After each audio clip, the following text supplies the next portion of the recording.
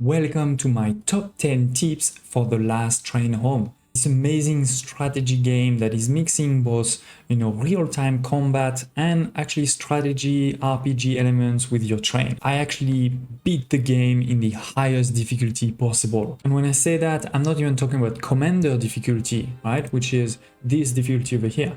I'm talking about everything at the maximum, right? More consumption, more damage, more events, right? Of course, low morale, game over, that's given. Also damage received from enemies, increased, and most importantly, the done state is hard, meaning basically it actually doesn't exist. So as soon as your soldier health gets to 0, they are dead forever, permanently. Even a medic cannot do anything. So that's what I beat the game on, and so I think my tips should definitely help you regardless of what difficulty you want to play at. Now before we jump into the tip, I do want to explain quickly the core of the game around the train and the missions and the dual role of your people. Because this is indeed something really interesting is your people are in this armored train. You can see, for example, over here, some of my people, and this train is going to navigate on the map, right? There is actually 9 chapters, right? We are over here in chapter 1, then chapter 9 at the end. So you'll go from the beginning over here before Moscow to Vladivostok in 9 chapters by moving your train, right? And so on the map, you can move your train over here, normal speed or overdrive. And so when the train is moving, your soldiers have jobs in the train. For example, they could be, a doctor in the hospital car, or they could be an engineer that's going to research something or craft something. They can be a cook that's making something. Obviously, we're going to need also engineers in the locomotive car. They could be workers that are going to repair your train or that are going to do some upgrades. So everybody has a role. They have a job, right, in the train. And then they also have a job when they go into mission, when they go into, a point of interest like this merchant over here or this timberland, or when they go into actual mission, where you're going to fight. This is easily seen when you click on your soldier overview. You look at any of your soldier, they're going to have combat role and train roles. So you're gonna have to manage this, and I'm gonna explain some of those tips over here. But that's really what's key, is you need to manage, those roles so that your soldier can do jobs inside the train and outside of the train. And then last thing before we jump into the tip that I wanted to mention is I talked about difficulty before. If you go into your option, you can actually change the difficulty at any point in time. You can change it, increase it, decrease it. Obviously, you may think this is cheating, but you do what you want. Now let's move to tip number 1. Most of the time, you actually won't really have a time limit. There is a few exceptions. For example, over here, now I only have 74 hours to reach Vladivostok. But most of the time, across most of the chapter, you won't have a time limit. And therefore, take your time. You can take your time. You can do every single point of interest. They are very important to get all of the resources you're going to need. So fuel and food, for example, to survive, but also things to, thrive in a sense, right? To repair wood and metal. You need to repair your train, for example, or also to upgrade, right? All of the resources you're going to need to upgrade or craft new things. And one important element I wanted to highlight here is you should even go to merchant when you don't have money or when you don't have anything to sell or buy, because there may be an event in that city, in that point of interest where the merchant is, there may be an event. So still good to go there, potentially gain some experience and then come back. And by the way, you can also see what these merchants are usually going to sell, right? For example, this one will sell probably a lot of weapons, this one a lot of this resource, the herbs, but they can also be selling something else. For example, it often happens that, a merchant will be selling ammunition, but it's also going to sell a bit of gunpowder or maybe a bit of coal, right? So don't think again just because you see the symbol that they're only going to give this. On the other hand, for the other point of interest, usually they tell you exactly what you can get. Like this one is wood, for example. This one over here is food. That's the only thing you can get there. And last thing about, those resources that we just mentioned that are very important, take your time, gather all of them, is in the missions, the soldiers are not going to drop resources. Only the captains may drop some, and usually they don't really drop this type of resources. They will drop more consumables. So things like, goulash or cigarette or stimulants. Tip number 2, let's talk about your soldiers and in particular their specialization. As I previously mentioned, each of your soldier, they are actually individuals with a name, they even have a bio and everything, right? And every time you play, these will be the same soldiers. They also have specific character, belief, nature, and sometimes injury traits. So this will also stay with them for the whole game if you wish, right? So these are really critical first to know, like, you need to know your soldiers, but also to take advantage of. For example, Antonin over here has the herbalist trait. This is a really critical trait to get some good loots in some situation, right? For example, the hunting ground over here, you need a hunter to get extra food, and you need survivalists to also get extra food. For the merchant, for example, right, if you have the avaricious trait, then you're gonna get better prices. So obviously, when you send a squad to the hunting ground, select the soldiers that have this trait, and when you go to a merchant, select soldier that has this trait.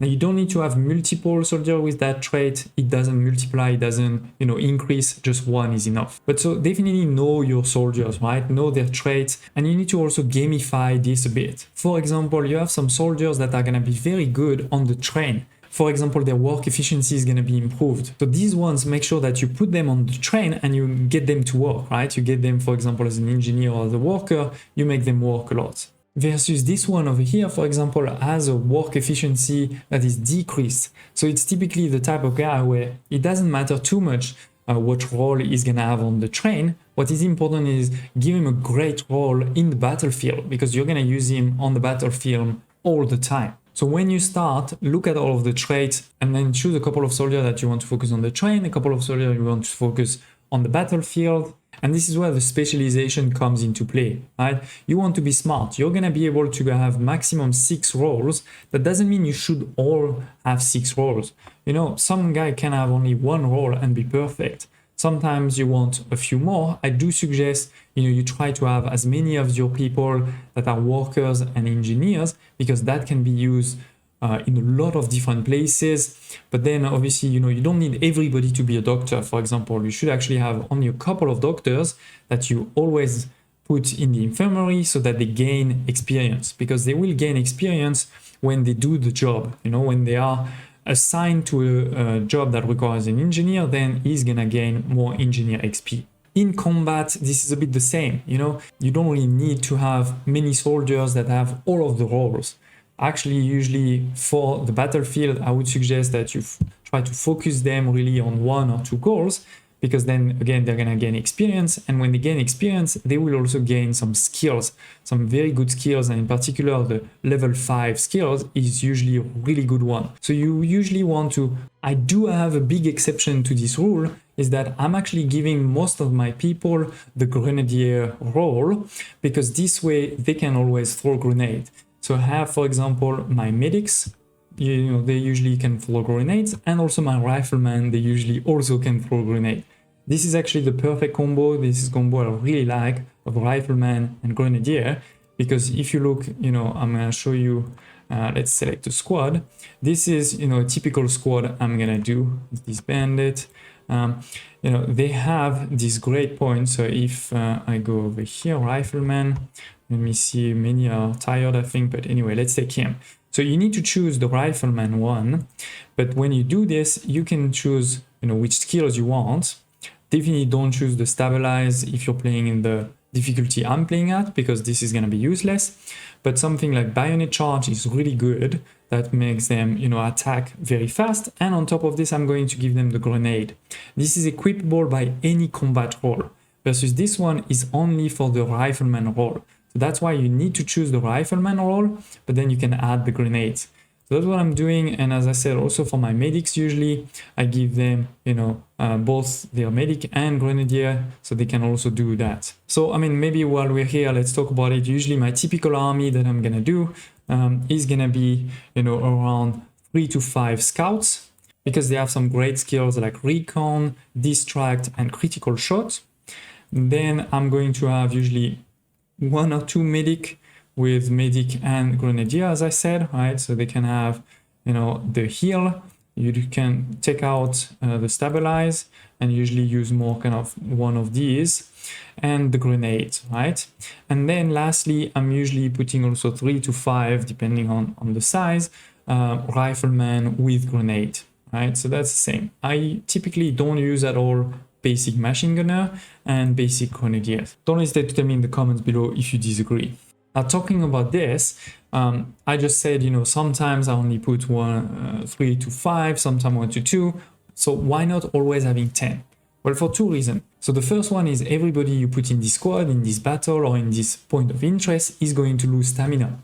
And your stamina is not infinite. So, sometimes you want to only put a couple so that the other ones, keep their stamina and you can use them for the next battle. So that's the first reason. The second reason, and that leads me to tip number 3, is around experience. Because basically each mission has a set number of experience.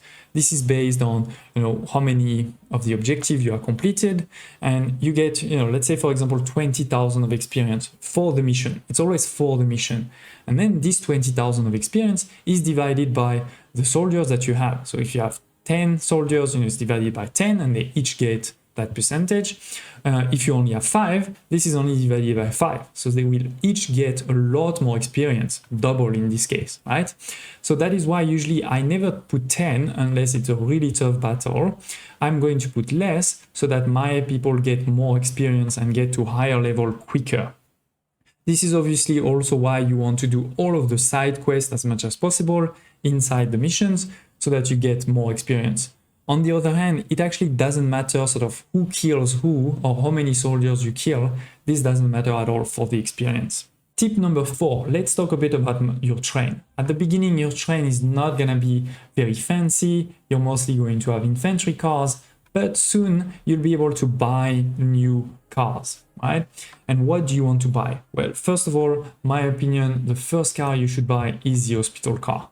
Now, this is really the first to get, in my opinion, because you will have a lot of soldiers getting sick, injured on the train, injured in battle, right? And without an hospital car, that's going to make it very tough. You're going to have to rely on point of interest where you may have a doctor, or you're going to have to rely on very slow health bonuses, or sometime on some of the consumables, that can help. Where is it? Here, the first aid, right? But it's just this first aid is just going to give you plus 50 of health. It's not actually going to, fix the injuries.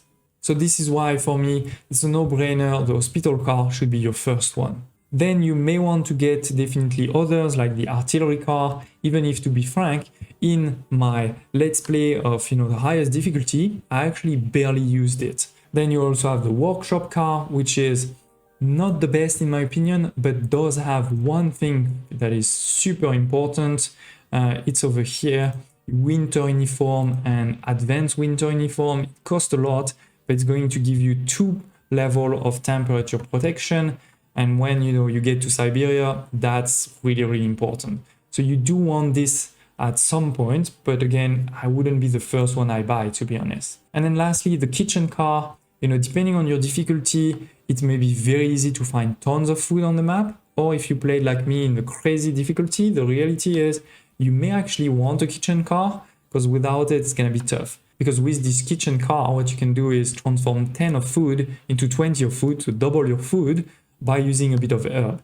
All right, so that helps a lot. You can also do some other things like apple pie, coffee, goulash, and there's a few others. All right, so you can get consumables too. But yes, tip number 4 is get the hospital car as soon as you can. Tip number 5, continuing with the cars, you can do some upgrades. So which one should you do first? Well, in my opinion, it's a no-brainer. The first one you should do ever is over here, the improved boiler. It's going to decrease your fuel burning speed or your fuel consumption, if you wish, by 20%.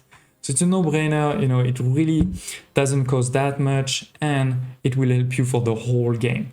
So again, go with this one, in my opinion, really important. Then you have a lot of research around improving, the durability, improving also the work accidents and things like this.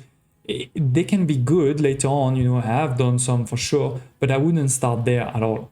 I think where you need to start is in your infantry cards. You need to start by improving those infantry cards on 2 dimensions. There is a dimension over here of eating, and there is a dimension of living. In my opinion, I would start with living, because eating you don't need right away. You will definitely need later on, but you don't need it right away. Versus this living can help you immediately. For example, this one over here, comfortable living, right? It increases the health and moral recovery by 1 per hour, right? This is again, sort of a no-brainer. Of course, it costs money, but if you do this right at the start, you're going to have so much better, you know, soldiers by the end. That is a really good one. Similarly, obviously getting more living space, we're going to talk about that just now, can be quite important early on.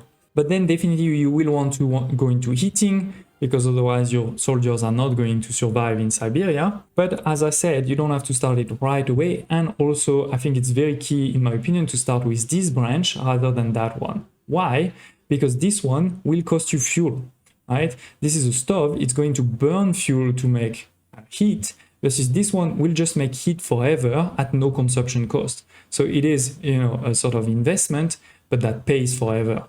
So in my opinion, always start with the improved insulation before the stove. Talking about the stove, by the way, you do need to put it on and off, and this is not done automatically. You know, right now, for example, it's cold and it's off. You need to put it on if you want it to work.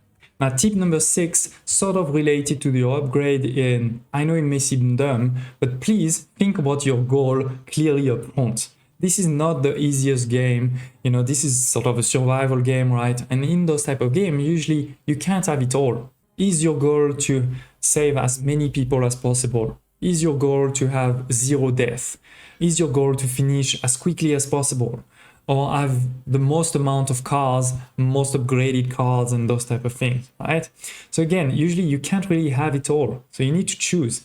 And especially at the beginning, for example, right? If you want to save everybody, that means you need to upgrade the space in your infantry cards pretty quickly. You know, at the beginning, they're basically full and all of these are blocked. So if you want to have new soldiers, you need to open those slots with this upgrade over here, and that costs resources, right? Resources you could have used somewhere else. You'll probably also have to buy new cars. I mean, if you look over here, for example, I have 3 cars, they're all improved at the max, and I have 36 soldiers. You can have more than 36. So if you want more than 36, you should have more than 3 cars, fully upgraded, and therefore you need money, and you also need the bigger locomotive and all of this, right? So think about your goal so that you can optimize your gameplay through it. Now, I know some people may say it's cheating, but you can and you should use the save functionality. You know, many of the missions are going to be quite long. We're talking about maybe 1 hour, and you never know what will happen. Maybe, you know, you're gonna cross a corner and get into an ambush and lose your whole army. So you don't want to have to restart completely from scratch, you know, from the beginning of the mission. So you may want to save from time to time. Now, obviously, the next important tip is you should use cover as much as possible. But there's definitely a couple of things you should know about cover. First of all, you know, looking at my soldiers over here, it feels like they're all covered, but they actually have very different types of cover. These ones from him to him, they are actually well covered and hidden. You can see the eye over here that is crossed, right? That means they're actually really hidden. So a soldier that would pass over here, they would not even see them. Those two over there, they are actually not, right? The sign there just means that they are in silent mode, so they're not going to fire, but they are actually not hidden. So somebody will see them. But then there is a second difference, is that these guys over here, they are covered by what I call hard cover. This is chance to be hit decreased by 85% and damage received from explosion by 40%. This is because you can see, you know, it is a full, I don't know call it, but full house, right? Versus here, those two, they don't have a full house. They have a house that's empty. This is actually light cover or soft cover, where the chance to be decreased is only 45% and the damage received only 20%. So obviously you want to try to be using these ones as much as possible. So for example, over here, you can see that this captain should be able to see me. I am in his, range of vision, but I am hidden, so he doesn't see me. that does have one exception, is if I am actually in this, dark red small circle, then he will be able to find me. It's like basically if you are sitting next or standing next to them, they will see you, which I think is fair and normal. Now, going back on the map for tip number 9 is you don't actually need to come back every time. So let's see over here, for example, let me send a squad, for example, over here like this, right? So I'm sending a squad, it's moving now towards this point. When it is finished, you can either send it back to the train, or you could be doing something else. For example, in this case, okay, there was nothing there. Great. You can send the squad directly over here, right? Select the squad and reroute it. Now the squad will go there instead of going back to the train. That can be pretty good. Also, for example, these ones are pretty close to each other. Now I can bring the train, and when they're finished, they can go back to the train, right? There's no reason to send this one back to the train and then back here. This is a waste of actually stamina. You would waste stamina by doing this, and you would waste also time. And time is money, time is coal, time is food, right? So be careful, be a bit smart. Stop your train, in between a couple of destinations, and send your squads around, right? And they don't have to come back. Now, my rule of thumb for efficient combo is for 1 or 2 guys like this, always go silent kill from behind. That's easy. When you have 2, you basically put your 2 guys next to each other like this. You go into space to tactical view, and then you give 2 orders of kill like this, and you're done. Now if you're talking about a basic truck like this one, usually I just do critical shots. 1 will be enough usually to have this one explode. For an armored car, it depends, first of all, if there's 1 or many. If there's many, usually it's more grenades, but if there's only 1, I will also usually go for the critical shots. It will take 3, so I will have 3 snipers to do critical shot at the same time, and this should explode. On the other hand, when you get to tank, be it light tank or heavy tank, you need to go grenade. Hide your people behind a wall or something and throw grenade over the fence. You're gonna need a couple. Usually I think light tank is usually 2. Heavy tank is a lot more like 3 or 4, depending on also where they land. And for big groups like this, usually the way to go is grenades in a good ambush position too, because they may not all die. So for example, I have all my snipers here, they're hidden and they have great cover, right? I'm hidden too, so I can let them pass, they don't see me, right?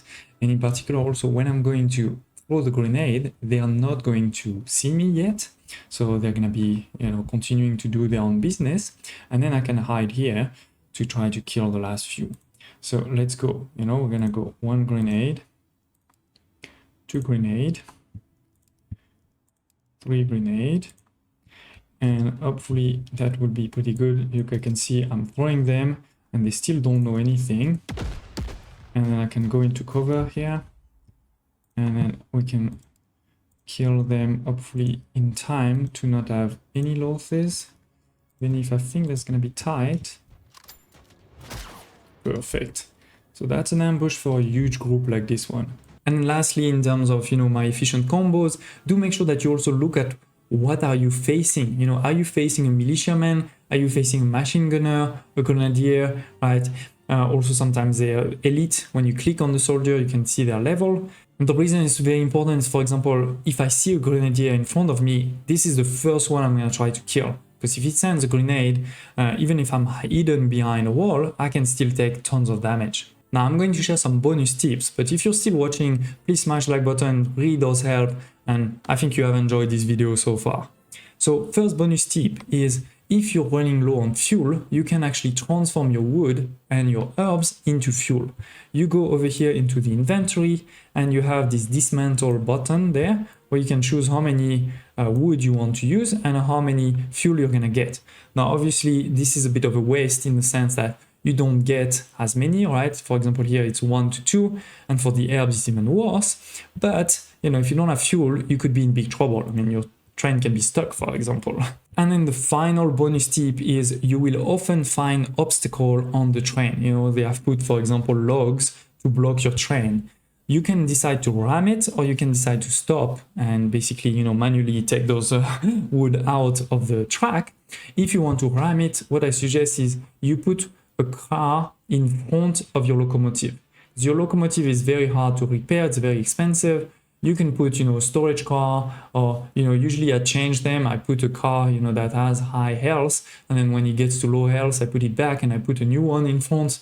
But you put one in front because this is the one that's going to get damaged when you ram the wood, the logs. So here it is, ladies and gentlemen. 10 top tips to survive in this amazing game, to thrive, to beat it in the highest difficulty. And of course, if you want to see more of this game, if you want to see those tips in action and a lot more, if you want to see this amazing story too, I have a full let's play that you can see now on the screen, and I hope to see you there.